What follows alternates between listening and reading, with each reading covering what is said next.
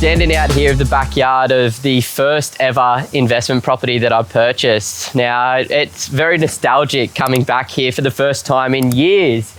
Since I purchased this one back in late 2018, settled on it in early 2019. Now, this one for me was also a location buy. I picked this one up because of where we are. We're situated on a 630 square meter piece of land here, nice rectangular shape, nice flat block, and we're literally only about 1.5 kilometers as the crow flies to the water down that direction and to the water behind me here. Lots of beautiful cafes and restaurants down by the water.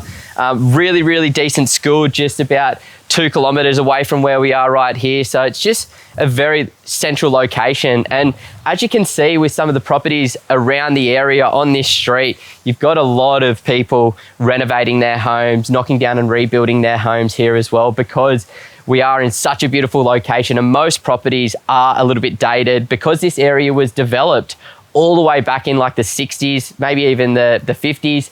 So a lot of the properties are quite dated. They've got this old Queensland style cottage, beach shack type of style homes. But now, as we've seen this area gentrify, as we've seen new people, higher income earners move into the region, we're seeing a lot of new development happening, a lot of changes. And the most exciting part about this particular property for me is directly across the road from me, the council has just rezoned this area. So when I purchased it, it was actually just in a standard residential zone, but directly across the road is actually now next generation, meaning that my neighboring properties can do bigger developments like duplexes, like townhouses and things like that. So my intention for this one is just to sit on the property for another 5, maybe 10 years and hope that the council extends that next gen zoning across the road.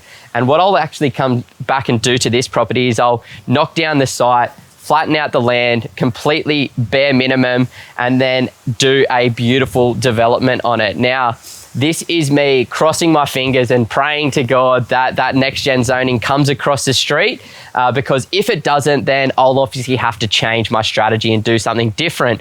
But fingers crossed, as this area of Brisbane grows in population, they'll need to create additional supply, they'll need to increase the density, and I should be able to come back at some point in the future and do a nice little development, whether that be a duplex or maybe a 3 or 4 townhouse. But that's a long way down the line for now. As you can see, my tenant is an absolute legend, has been maintaining the property extremely well. So I'm very happy to just land bank this one for now. He's paying really good rent. It's positive cash flow. It pays for itself, so I don't have to worry too much about it. And I've got so many amazing options down the line to just renovate the property if they don't change the town plan, to knock down and rebuild a beautiful brand new home, or if that comes to fruition, then maybe getting my toes wet with a little bit of a development. But only time will tell, and I'll be sure to keep you guys updated as things progress here. Woo! That's a wrap. That's a wrap. That's cool, bro. Yeah. Oh, sweaty. So sweaty.